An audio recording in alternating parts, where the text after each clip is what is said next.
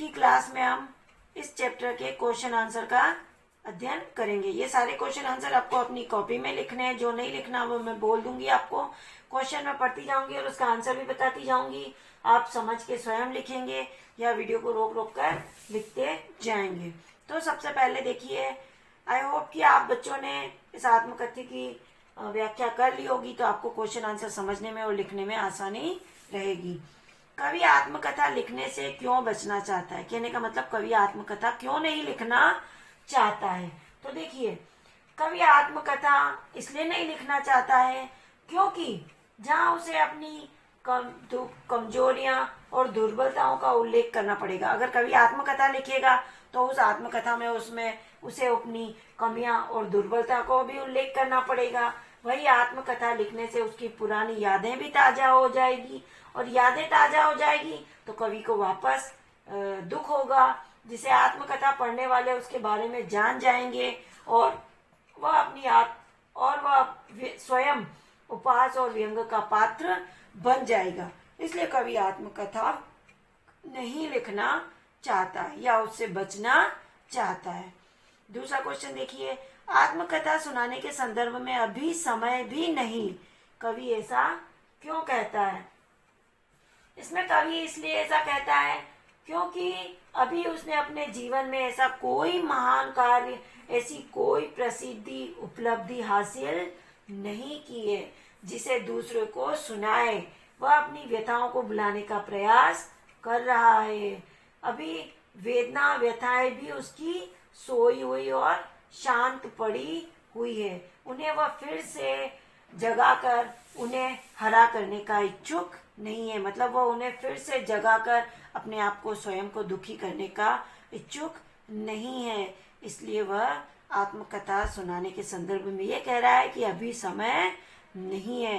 कुल मिला के उसके दुख दर्द अभी सारे शांत है, मौन है, चुप है। वो उन्हें आत्मकथा के माध्यम से वापस सुनाकर उन्हें वापस जगाना नहीं चाहता है। पहली बात तो ये, और दूसरी बात, उन्होंने अपने जीवन में ऐसा कोई महान कार्य नहीं किया जिसे वो आत्मकथा के माध्यम से सुनाए।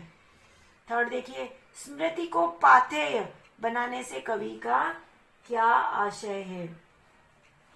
स्मृति यानी यादें, और पाथेय का मतलब होता है भोजन, सहारा या संबल बनाने का आशय। संबल यानी आधार, सहारा। तो सबसे पहले देखिए, कवि स्मृति को पाथे अर्थात रास्ते का भोजन या सहारा या संबल बनाने का मतलब यह है कि कवि अपने बीते हुए जीवन की मधुर एवं सुख स्मृतियों के सहारे ही जीवन जीना चाहता है। कवि के जीवन में जितनी भी मधुर यादें, सुखद स्मृतियां हैं, उन्हीं के सहारे जीवन जीना चाहता है। अब इन पंक्तियों का भाव स्पष्ट करना है। जो आपने व्याख्या जब कराई थी तो उस व्याख्या में इन पंक्तियों का भाव चला गया था, निकल गया था। इस मतलब हमने अध्ययन पढ़ लिया है, तो आप इसे अलग से नहीं करेंगे क्वेश्चन में, और अगर चाहे तो कर सकते हैं। मिला कहाँ वह सुख जिसका मैं स्वप्न देखकर जाग गया, आलिंगन में आते आते मुसक्या कर जो भाग गया। पंक्तियों का भाव यह है कि कवि ने अपने जीवन में प्रिया के प्रेम रूपी जिन क्षणों की प्राप्ति की आशा की, वे सुखद क्षण उसके आलिंगन में आते आते उससे दूर हो गए। इससे उसे लगा कि इस संसार में सुख की कल्पना छलावा मात्र है। वह थोड़ी सी भी झलक दिखाकर उससे दूर हो जाता है। नेक्स्ट वाला देखिए, जिसके अरुण कपोलों की मतवाली सुंदर छाया में अनुरागिनी उषा लेती थी निज सुहाग मधुमाया में। कवि का यह भाव है कि वे क्या दिन थे जब प्रिया के साथ मधुर चांदनी में बैठकर वे बातें करते थे, खूब हंस हंस कर समय बिताया करते थे। प्रिया का मनमोहक सुंदर चेहरा सुबह की लालिमा से भी बढ़कर मस्त कर देने वाला था। आप इन दोनों पंक्तियों मतलब इन दोनों पद्यांशों की अलग से भाव स्पष्ट नहीं करेंगे। ये 4 क्वेश्चन आपको नहीं करना है, ये आपके व्याख्या में ही चले जाएगा। अब क्वेश्चन नंबर 5 पर आ जाइए।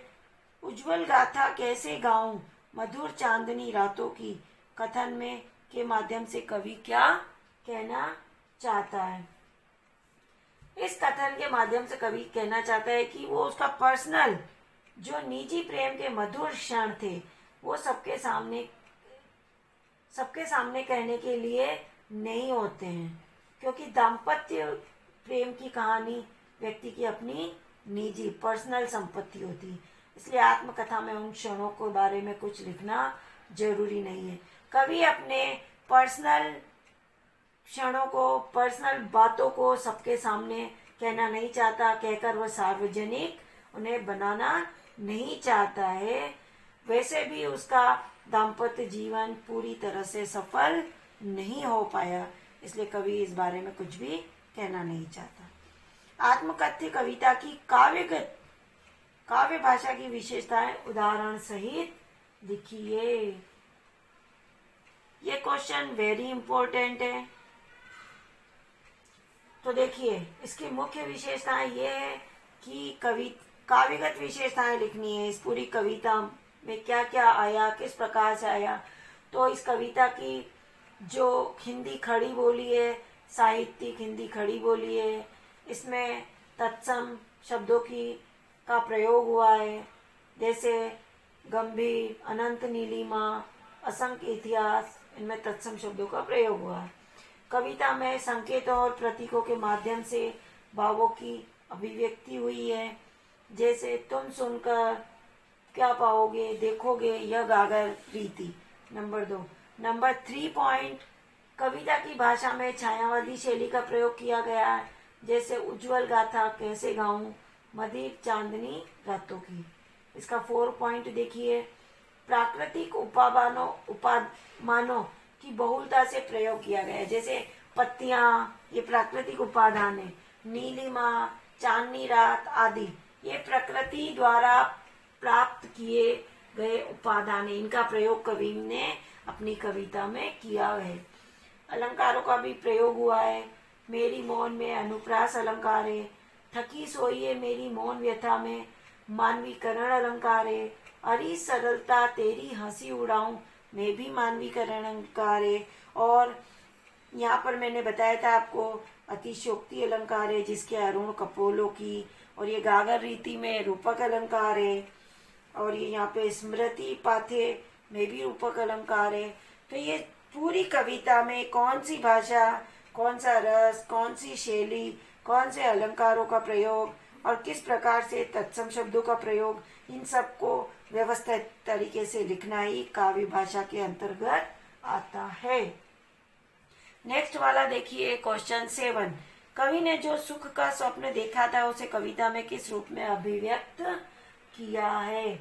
कवि ने जो सुख का स्वप्न देखा था उसका अध्ययन, मतलब उसका वर्णन आपकी इन पंक्तियों में मिला है। मैं पंक्तियां बोलकर बता देती हूँ, आप अपनी बुक में देख लीजिएगा। मिला कहाँ वह सुख जिसका मैं स्वप्न देखकर जाग गया, आलिंगन में आते आते मुस्किया कर जो भाग गया, जिसके अरुण कपोलों की मतवाली सुंदर छाया में अनुरागिनी उषा लेती थी निज सुहाग मधुमाया में। इसमें इन पंक्तियों में कवि ने जो सुख का स्वप्न देखा था वो इस रूप में अभिव्यक्त हुआ है। आपको ये पंक्तियां ही लिखनी है। कहने का मतलब कवि के जीवन में सुख आते आते उससे दूर भाग गया। ये क्वेश्चन हो गया आपके। आगे रचना और अभिव्यक्ति में देखिए क्वेश्चन नंबर 8। इस कविता के माध्यम से प्रसाद जी के व्यक्तित्व की जो झलक मिलती है उसे अपने शब्दों में लिखिए। कहने का मतलब प्रसाद जी के व्यक्तित्व की विशेषताएं लिखनी है, तो आप इसके पॉइंट लिख लीजिए और उनको एक्सप्लेन आप स्वयं करेंगे। मैं सिर्फ पॉइंट बताऊंगी, तो आप जीवन परिचय के आधार पर स्वयं लिख सकते हैं। सबसे पहला इनका पॉइंट है विनयशीलता। प्रसाद जी के बारे में सबसे पहला पॉइंट है विनयशीलता। मतलब इनका स्वभाव अत्यंत सरल है, विनम्र है। वे महान कवि होते हुए भी बड़प्पन की भावना से कोसों दूर है। वे अपने आप को कमियों और दुर्बलताओं से घिरा मानते हैं। वे एक भोले भाले इंसान हैं। इससे उनकी विनम्रता स्पष्ट होती है। नंबर 2 पॉइंट है इनका गंभीर और मर्यादित। इनका नंबर 2 पॉइंट है गंभीर और मर्यादित। प्रसाद जी गंभीर और मर्यादित कवि थे, इसलिए वे अपने जीवन की छोटी छोटी बातों को मतलब सबके सामने सार्वजनिक नहीं करना चाहते थे। वे अपने निजी जीवन की दुर्बलताओं और प्रेम की बातों को किसी के सामने भी लाना नहीं चाहते थे। मतलब वे मर्यादा में ही रहना चाहते थे, अपने निजी क्षणों को सबके सामने लाकर सार्वजनिक बनाना नहीं चाहते थे। थर्ड पॉइंट है सरल स्वभाव के धनी। तो प्रसाद जी सरल भोले वाले स्वभाव के धनी कवि थे। उन्होंने अपनी सरलता को कभी भी नहीं त्यागा। वे अपने मित्रों द्वारा छल कपट किए जाने पर भी अपने स्वभाव की सरलता से दूर नहीं हुए। 4 पॉइंट है इनका संघर्षशील। कवि ने अपने पारिवारिक जीवन में अनेक दुख झेले। दाम्पत्य जीवन भी उनका कष्टों से घिरा रहा। संपन्न परिवार में जन्म लेकर भी कमियों से जूझना पड़ा। तो कुल मिला के इनका पूरा जीवन संघर्ष में बना रहा। नेक्स्ट क्वेश्चन देखिए, 9th वाला आपको नहीं करना है। 10th वाला देखिए, कोई भी अपनी आत्मकथा लिख सकता है। 10th वाला भी आपको नहीं करना है। आगे आइए पाठ्येतर सक्रियता में।